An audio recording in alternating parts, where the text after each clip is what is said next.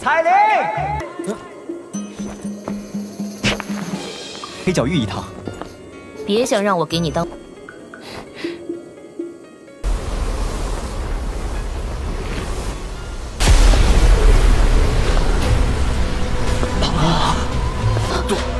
杜宗，这个女人，她怎么会出现在这儿？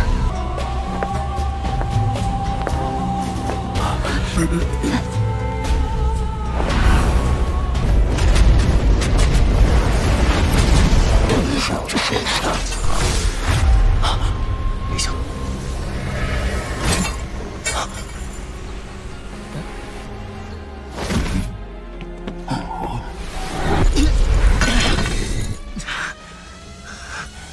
又要救我，又对我这么不客气，这要是这家伙突然出现，韩风这个混蛋现在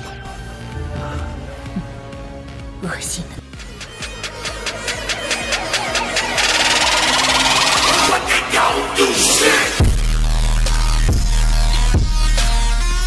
Senyum di wajah Han Chi menjadi lebih padat ketika dia mendengar kata-kata Xiao Yan.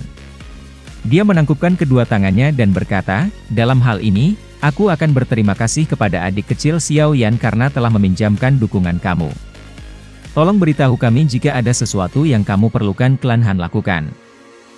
Meskipun bukan tidak mungkin untuk menemukan seseorang untuk mengalahkan Hong Chen dalam klan Han mengingat kekuatannya, orang-orang ini kebanyakan adalah para tetua klan. Namun, jika mereka bertindak, kemungkinan bahwa orang-orang tua dari klan Hong tidak akan hanya duduk diam dan menonton. Hal ini terbatas pada generasi muda. Jika seseorang serius membicarakannya, benar-benar tidak ada seorang pun di antara generasi muda dari klan Han yang bisa mengalahkan Hong Chen. Penampilan tiba-tiba Xiao Yan saat ini dapat dianggap telah menyelesaikan situasi yang sulit untuk klan Han. Xiao Yan merenung sejenak sebelum berbicara, aku membutuhkan beberapa bahan obat. Luka di tubuh aku belum sembuh sepenuhnya. Selama 3 hari ini, aku harus memulihkan diri ke kondisi puncak aku. Oh, saudara Xiao Yan masih terluka? Han Chi dan yang lainnya terkejut ketika mereka mendengar ini. Pendapat mereka tentang Xiao Yan sekali lagi meningkat secara signifikan. Mengaum. Kekuatan spiritual Jugan baru saja memasuki tubuh Xiao Yan ketika persepsi spiritualnya tiba-tiba berubah. Sebuah kepala binatang tak terlihat terbentuk dari api muncul dalam tubuh Xiao Yan. Setelah itu, ia dengan keras meraung pada kekuatan spiritual milik Jugan. Kekuatan spiritual yang mengejutkan meletus seperti gunung ketika suara gemuruh terdengar. Di bawah powerful itu kekuatan spiritual milik Jugan muncul seperti binatang buas yang bertemu dengan harimau, Raja Gunung. Sebuah rengekan terdengar karena membawa kengerian. Itu mengikuti jalan aslinya dan melarikan diri untuk hidupnya. Di dalam aula besar, Jugan, yang matanya tertutup rapat, tiba-tiba menunjukkan keterkejutan di wajahnya. Dia membuang tangan Xiao Yan seolah-olah dia telah tersengat listrik. Kursi di bawah tubuhnya hancur dan tubuhnya juga berakhir dengan cepat mundur dengan beberapa langkah. Dia memandang Xiao Yan seolah-olah dia telah melihat hantu dan berbicara dengan suara yang bergetar, kamu. Zun Gan secara alami mampu merasakan binatang yang muncul di tubuh Xiao Yan sebelumnya. Itu terbentuk dari api yang sangat menakutkan.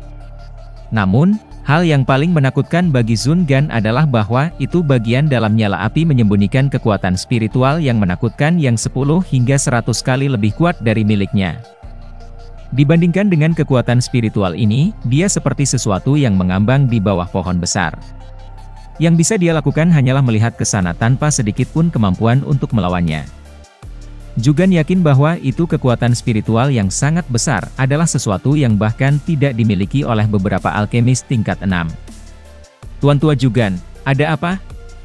Tindakan Jugan yang tiba-tiba ketakutan juga menyebabkan kelompok Han Chi di samping terkejut. Mereka buru-buru bertanya. Keker, bagian dalam tubuh aku sedikit aneh. Tuan Tua Jugan telah sedikit terkejut. Tidak apa-apa. Xiao Yan tersenyum.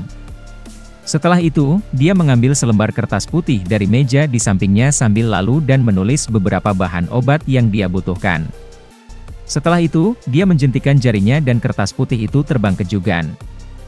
Setelah Xiao Yan mengirim Han Sui keluar dari kamar tamu yang bersih di halaman belakang klan Han, dia menutup pintu dan menghela nafas lega. Jujur, dia benar-benar tidak ingin terlibat dengan masalah antara klan Han dan klan Hong bukan karena Han Sui dan Han Yu. Tentu saja, alasan dia berbicara secara alami tidak mengacu pada Han Sui dan Han Yu secara pribadi. Meskipun keduanya adalah wanita yang sangat baik, dia bukan orang yang pikirannya diperintah oleh bagian lain dari anatomi tubuhnya. Tentu saja, dia tidak pernah memiliki pikiran seperti itu. Setelah mengamati Hong Chen dari jarak jauh hari ini, dia memang memiliki kekuatan yang luar biasa. Dia mungkin orang yang sombong, tetapi sama seperti yang dikatakan orang lain. Orang ini memang memiliki kualifikasi dan modal untuk menjadi arogan. Xiao Yan datang ke sisi tempat tidur sebelum duduk bersila di atasnya. Wajahnya mengungkapkan ekspresi sedang berpikir keras. Kekuatan klan Han ini jelas tidak seperti yang dilihat orang di aula sebelumnya. Menurut harapan Xiao Yan ada beberapa ahli dari generasi yang lebih tua bersembunyi di balik layar. Setelah semua, untuk Han Yan untuk dapat melawan klan Hong di Tianbei City, itu tidak mungkin bahwa itu mereka tidak memiliki elit Do Uzong. Selama dia berhasil menelannya setelah menerobos ke kelas Do Uzong, dia setidaknya akan memiliki kemampuan untuk bertarung sedikit bahkan jika dia akhirnya bertemu dengan elit legendaris Do Uzun. Oleh karena itu, Xiao Yan harus masuk 10 besar untuk mendapatkan kualifikasi untuk melakukannya. Xiao Yan menghisap nafas dalam-dalam. Tangannya juga sedikit kencang. Dia menantikan pertemuan terbesar di dunia alkemis. Ada desas-desus bahwa itu gurunya telah berdiri di tempat itu saat itu dan akhirnya menjadi Yao Zunze, yang terkenal di seluruh benua. Menjadi murid Yao Lao, Xiao Yan tentu saja tidak ingin memalukan nama gurunya di tempat itu. Xiao Yan menekan banyak pikiran di dalam hatinya.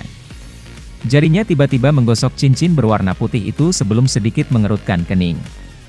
Sejak Tianhuo Zunze telah menyerap jiwa dari roh yang ganas itu, dia telah tertidur lelap. Jika mantan Do Uzun ini bangun, sepertinya dia akan sangat membantu Xiao Yan. Sayangnya, Xiao Yan tidak berani menggunakan kekuatan eksternal untuk membangunkan dia dari tidurnya. Xiao Yan dengan lembut menghela nafas. Dia sepertinya tiba-tiba teringat sesuatu saat dia membalik tangannya. The Fallen Heart Flame perlahan hilang. Dia melirik Han Feng dan dengan acuh tak acuh berkata, "Kamu memiliki satu kesempatan terakhir. Aku punya cukup banyak waktu. Lain kali aku memanggil kamu mungkin setengah tahun atau 1 tahun kemudian. Mudah-mudahan, kamu tidak akan dibakar ke dalam kehampaan oleh Heart Flame." Tubuh ilusi Han Feng segera bergetar hebat ketika dia mendengar kata-kata ini. Sebuah teror melintas di matanya. Sesaat kemudian, dia akhirnya mengatupkan giginya dan berkata, "Maukah kamu mengizinkan aku pergi jika aku memberitahu kamu lokasi di mana Yao Chen dikurung? Kamu tidak memiliki kualifikasi untuk menawar dengan aku." Ekspresi Xiao Yan menjadi dingin. The Fallen Heart Flame yang menutupi bagian luar tubuh Xiao Yan hendak bermanuver lagi. "Hentikan, hentikan. Aku akan memberitahumu." Horor di mata Han Feng menjadi semakin padat ketika dia melihat ini dan dia buru-buru berkata, "The Hall of Souls memiliki aula cabang yang terletak dalam nama kota Ming City di wilayah barat Central Plains. Yao Chen dikurung di sana. Wilayah barat dari dataran tengah. Kota Ming." Xiao Yan perlahan mengulangi 2 kata ini di mulutnya. Kegembiraan dengan tenang muncul di dalam hatinya. 2 sosok tinggi berdiri di halaman kecil di luar ruangan. Angin sepoi-sepoi bertiup dan rambut panjang mereka berkibar, menampakkan pesona yang bergerak di tengah kemuraman dingin, terutama karena kedua wajah cantik wanita itu agak mirip. Ada gaya tambahan yang unik ketika seseorang melihatnya. Han Sui meregangkan pinggangnya yang malas setelah berdiri sejenak dan melihat bahwa itu ada sedikit aktivitas. Lekuknya yang sempurna muncul sangat memikat di bawah gaun peraknya. Setelah itu, dia duduk di kursi batu dan meletakkan tangannya di atas meja batu. Dia memegang pipinya, memperlihatkan daya tarik yang besar sementara matanya berkeliaran. Dibandingkan dengan Han Yu yang tenang, Han Sui tidak bisa duduk diam. Setelah melihat bahwa itu tidak ada kegiatan sedikit pun di dalam ruangan meskipun telah menunggu setengah hari, dia tanpa sadar bertanya, mengapa dia belum keluar? Hari ini adalah hari ketiga. Ayah dan yang lainnya bersiap-siap menuju ke Sky Stone Stage. Mengapa kamu sangat cemas? Tenang, mengingat pemahaman aku tentang dia bukan tipe yang memiliki masalah tepat waktu. Bergerak. Pintu yang tertutup rapat tiba-tiba terbuka setelah kata-kata Han Yu terdengar. Segera, seorang pria muda dengan pakaian linen perlahan berjalan keluar. Dia kaget ketika dia melihat dua wanita berkeliaran di halaman. Kemunculan tiba-tiba Xiao Yan juga mengejutkan Han Yu dan Han Sui. Kemarahan terang dengan cepat muncul di wajah cantik mereka. Mereka buru-buru berhenti bercanda, mengatur pakaian mereka, dan akhirnya memulihkan cara mereka yang dilindungi. Keke, sudah waktunya. Xiao Yan memutar tangannya dan menutup pintu sebelum dia bertanya sambil tersenyum. Aye. Han Sui mengangguk. Matanya yang cantik berkeliaran sekali di sekitar Xiao Yan saat dia bertanya dengan khawatir, bagaimana, apakah cederamu? Aku hampir sepenuhnya sehat. Xiao Yan tersenyum saat dia menjawab. Setelah itu, dia melambaikan tangannya dan berjalan keluar dari halaman. Ayo pergi. Jangan biarkan Paman Han dan yang lainnya menunggu terlalu lama. Melihat Xiao Yan benar-benar akrab dengan Rute dan tampak seolah-olah dia di rumahnya sendiri, baik Han Yu dan Han Sui tanpa sadar bergumam pada diri mereka sendiri. Setelah itu, mereka berlari sedikit dan dengan cepat mengikuti. The Sky Stone Stage duduk di tengah-tengah Tianbei City. Ukurannya sekitar 1000 kaki atau lebih. Hanya dia yang bisa menandingi wanita yang luar biasa seperti itu. Mengikuti arus waktu, jumlah orang di Sky Stone Stage juga meningkat. Suara mendidih melonjak ke awan, membentuk gelombang suara besar yang menyebar dengan cara seperti riak, menyebabkan semua orang di Tianbei City mendengar suara dari tempat ini. Orang-orang dari Han Clan perlahan naik panggung batu di tengah sejumlah percakapan pribadi yang tak terhitung jumlahnya. Setelah itu, mereka berhenti di bagian panggung rock yang berseberangan dengan klan Hong. Keke, kepala klan Han, kamu akhirnya di sini. Aku pikir kamu tidak akan muncul hari ini. Seorang pria parubaya besar di kursi pemimpin klan Hong, yang seusia dengan Han Chi, berdiri dan tertawa keras ketika melihat penampilan kelompok dari klan Han. Kepala, Honglan terlalu banyak berpikir. Karena klan Hong bersedia mempertahankan 10 tahun kedamaian dengan klan Han kami akan secara alami harus menerimanya. Jika tidak, kami akan menurunkan niat baik klan Hong. Han Chi mengangkat matanya dan berbicara dengan acuh tak acuh. Klan Han harus memiliki alasan di balik tindakan mereka. Percakapan pribadi di sekitar arena tiba-tiba terdengar saat Xiao Yan muncul. Banyak tatapan kaget berulang kali menyapu tubuhnya. Alis Hong Li dirajut sedikit saat dia melihat Xiao Yan yang tidak dikenal dari kursi klan Hong.